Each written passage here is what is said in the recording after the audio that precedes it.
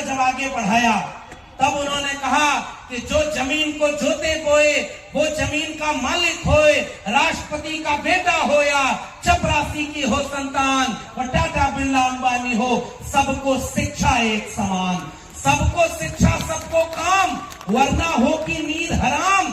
शिक्षा पर जो खर्चा हो बजट का 10वां हिस्सा हो और सबको शिक्षा दे न सके जो, वो सरकार निकम्मी है, और जो सरकार निकम्मी है वो सरकार इसमें समता की चाह नहीं, वह बढ़िया इंसान नहीं। समता बिना समाज नहीं, बिन समाज जनराज नहीं, और जो जमीन को जोते बोए वो जमीन का मालिक होए, ये नारा लगा था। और समाजवादी जगह है ये भाई। बिहार के लोगों, आपसे ऊर्जा लेने के लिए मैं इस इतिहास को याद कर रहा हूँ। क्या बोला था उन्होंने? दो बातें हैं मोटी मोटी, हमें चाहिए इज्जत और रोटी। हमारी लड़ाई इज्जत और रोटी की लड़ाई थी। जितने लोगों ने ये लड़ाई लड़ी है वो इज्जत और रोटी की लड़ाई है। तो समाजवाद का नारा था, मिटे गरीबी और अमीरी, मिटे चाकरी और मजबूरी, रोटी कपड़ा सस्ती हो और दवा पढ़ाई मुफ्ती हो। वो नारा जब आगे बढ़ा, उन्होंने क्या लिखा उस नारे में कि ब्राह्मणवाद की क्या पहचान, गिटपिट बोले करे न काम, और मानववाद की क्या पहचान, ब्राह्मण भंगी एक समान। दिल्ली से चमड़ा भेजा संदेश, और बार बनावे कर्पूरी और भैंस चरावे राम नरेश। ये किसने नारा लगाया था? बड़ जात बतियौला से और छोट जात के लतियौला से। ये मुहावरा किसने बनाया था? ये सवाल हमने पूछना शुरू किया, क्योंकि तुमने कभी अपने धर्म के नाम पर हमें एक माना ही नहीं। तुम हमें जातियों में बांटकर अपमानित करते रहे हो। अहिर गड़ेरिया कुर्मी चोर और धर सारे का टंगरी। तो गर्दन काटने और जीभ काटने वालों को मेरा एक सवाल है, भाई आपके यहाँ तो काटने मारने का परंपरा नहीं था, आपके यहाँ तो ऐसी ताकत हुआ करती थी कि एक श्राप दे देते और ये खत्म हो जाते। किसी जाति किसी धर्म के खिलाफ नहीं है। सम्राट अशोक ने जब तलवार उठाई तो वहां मैं गया हूं, उस जगह पर बंगाल में नदी का रंग लाल हो गया था, और जब तलवार रख करके बुद्धिज्म का परचम उठाया, ये पंचशील झंडा पूरी दुनिया में लहराया। उस ताकत का नाम है सम्राट अशोक। और उसकी बात मैं बिहार में जब भी आता हूं तो याद कि जुल्म के साये में लब खोलेगा कौन, और हम भी चुप रहे तो फिर बोलेगा कौन। अब इसीलिए मैं कह रहा हूं, कार्यक्रम की कामयाबी मंच से कम होती है, मंच के सामने जो लोग बैठे होते हैं उनसे ज्यादा होती है। तो इसीलिए मैं किसी का नाम लिए बगैर, क्योंकि वक्त बहुत ज्यादा हो गया है, बस सीधे इस बात पर आ रहा हूं कि हम जैसे लोग इस बात को समझते हैं कि असल में लड़ाई विचारधारा की है। असली लड़ाई विचारधारा की है। किसी नेता के खिलाफ, किसी पार्टी के खिलाफ हमारी लड़ाई नहीं है। हमारी लड़ाई कलम और किताब बचाने की है। और मैं शुक्रिया अदा करता हूं फतेह बहादुर जी का, और उससे ज्यादा शुक्रिया उस राजनीतिक दल का करना चाहता हूं जो अपने विधायक के साथ कंधे से कंधा मिलाकर खड़ा है, हमारी हिम्मत थी। एक शेर बड़ा मौजू है कि जुल्म के साये में लब खोलेगा कौन, और हम भी चुप रहे तो फिर बोलेगा कौन। इसलिए मैं पूरी तरह से इस बात की, इस लड़ाई की, इस वैचारिक लड़ाई के साथ खड़ा होने आया हूं। क्या बोला था इन्होंने, फतेह बहादुर जी ने? उन्होंने माता सावित्रीबाई फुले का कोटेशन बोला था। इस मंच पर आदरणीय शिक्षा मंत्री चंद्रशेखर जी बैठे हुए हैं। इन्होंने क्या बोला था? अधम जाति में विद्या पाए, भयउ यथा अहि दूध पिलाए। और इस बात के लिए कहा कि हमारी पूरी लड़ाई मान सम्मान की है, और जिस ग्रंथ में हमारे लोगों के लिए कोई गलत बात लिखी होगी तो हम उसकी आलोचना करेंगे। क्या बोला है तमाम उन बहुजन लोगों ने जो ये सवाल खड़ा किया सम्मान और स्वाभिमान का? तो गर्दन काटने और जीभ काटने वालों को मेरा एक सवाल है, भाई आपके यहां तो काटने मारने का परंपरा नहीं था, आपके यहाँ तो ऐसी ताकत हुआ करती थी कि एक श्राप दे देते और ये खत्म हो जाते। ये तो हिंसा आपके धर्म में तो थी नहीं। इसका मतलब कोई ऐसी ताकत नहीं है, कोई ऐसा श्राप बना ही नहीं है, वरना गर्दन काटने की बात नहीं करनी पड़ती।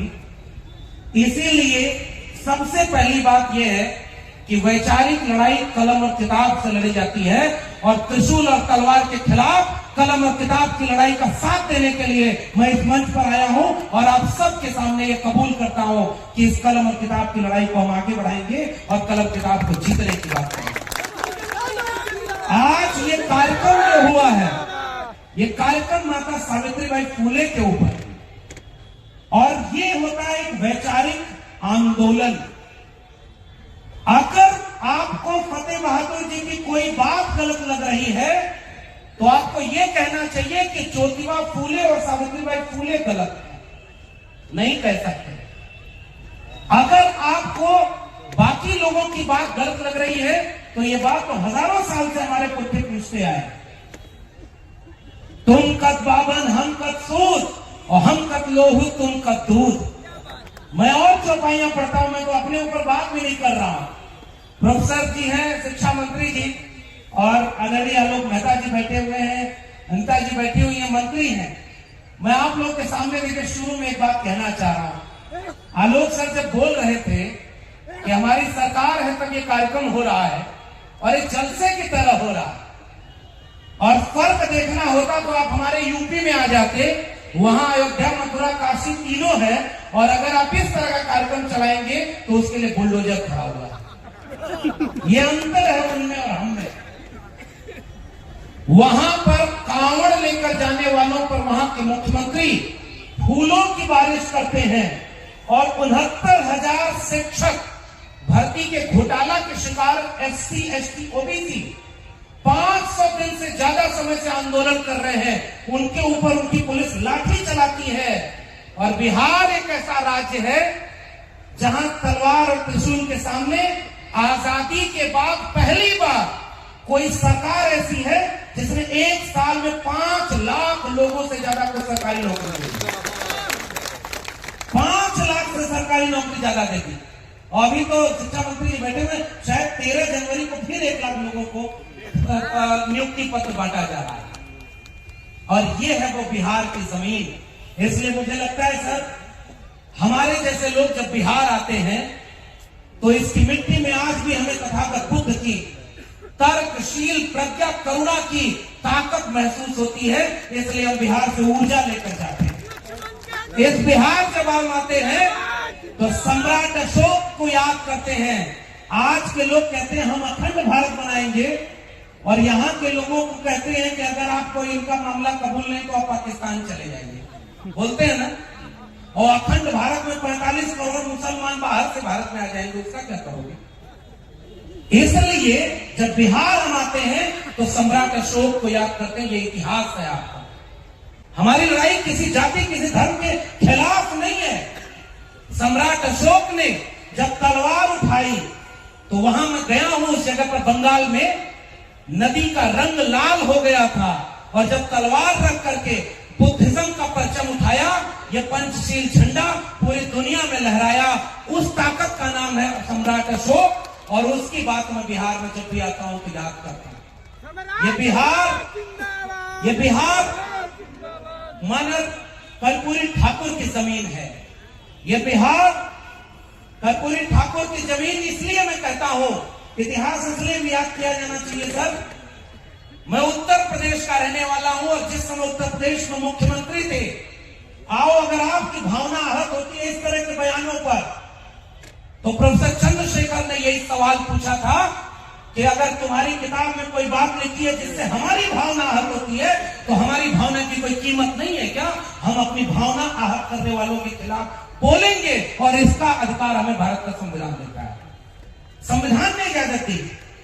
तो एक इतिहास ये भी याद करिए, और इस बात को आज कहने का वक्त है।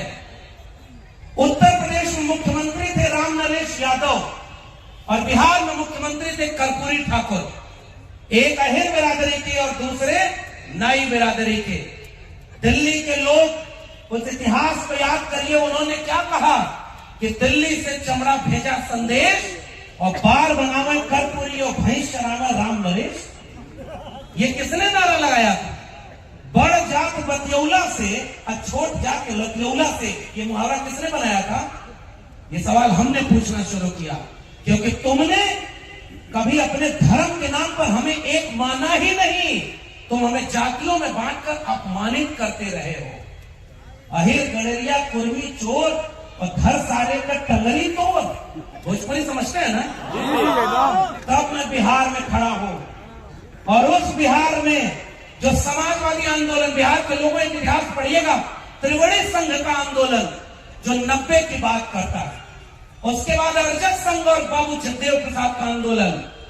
ये आज के नौजवान जितने यहां आए हैं सेल्फी खिंचाने, मैं उनसे कहना चाहता हूं, पुराने लोग तो उस इतिहास के गवाह हैं। नौजवानों को आज पता ही नहीं कि धर्म की अफीम क्यों चलाई जा रही है, क्योंकि आपसे आपका इतिहास कोई पढ़ने नहीं देना चाहता है। बाबू जगदेव प्रसाद, महामना रामस्वरूप वर्मा, उनके नारे को याद करिएगा, जिसमें समता की चाह नहीं वह बढ़िया इंसान नहीं, समता बिना समाज नहीं, बिन समाज जनराज नहीं, और जो जमीन को जोते बोए वो जमीन का मालिक होए। ये नारा लगा था और समाजवादी जगह है ये भाई। बिहार के लोगों, आपसे ऊर्जा लेने के लिए मैं इस इतिहास को याद कर रहा हूं। क्या बोला था उन्होंने? दो बातें हैं मोटी मोटी, हमें चाहिए इज्जत और रोटी। हमारी लड़ाई इज्जत और रोटी की लड़ाई थी। जितने लोगों ने ये लड़ाई लड़ी है वो इज्जत और रोटी की लड़ाई है। तो समाजवाद का नारा था, मिटे गरीबी और अमीरी, मिटे चाकरी और मजबूरी, रोटी कपड़ा सस्ती हो और दवा पढ़ाई मुफ्ती हो। वो नारा जब आगे बढ़ा, उन्होंने क्या लिखा उस नारे में कि ब्राह्मणवाद की क्या पहचान, गिटपिट बोले करे न काम, और मानववाद की क्या पहचान, ब्राह्मण भंगी एक समान। ये नारा था और उस नारे को डॉक्टर राम मनोहर लोहिया ने आगे बढ़ाया। इस पूरे नारे में कहीं आपको हिंसा नजर आ रही है क्या? किसी के खिलाफ गाली नजर आ रही है क्या? किसी का अपमान नजर आ रहा है क्या? उस नारे को डॉक्टर राम मनोहर लोहिया ने आगे बढ़ाया। सब पिछड़ा सन 100 पाने बांधी गांठ और पिछड़ा पावे 100 में 60। और उस नारे को बाबू जगदेव प्रसाद और रामस्वरूप वर्मा ने आगे बढ़ाया कि 100 में 90 शोषित हैं, शोषितों ने ललकारा है, धन धरती और राजपाट में 90 भाग हमारा है, 10 का शासन 90 पर नहीं चलेगा, नहीं चलेगा। किसी के खिलाफ ये लड़ाई है क्या? ये लड़ाई आपके हक अधिकार की लड़ाई रही है। और उस नारे को जब आगे बढ़ाया, तब उन्होंने कहा कि जो जमीन को जोते बोए वो जमीन का मालिक होए, राष्ट्रपति का बेटा हो या चपरासी की हो संतान, और टाटा बिरला अंबानी हो, सबको शिक्षा एक समान। सबको शिक्षा सबको काम, वरना हो की नींद हराम। शिक्षा पर जो खर्चा हो, बजट का 10वां हिस्सा हो, और सबको शिक्षा दे न सके जो, वो सरकार निकम्मी है। और जो सरकार निकम्मी है वो सरकार बदलनी है। ये हमारी लड़ाई है, शिक्षा की कलम और किताब की लड़ाई है।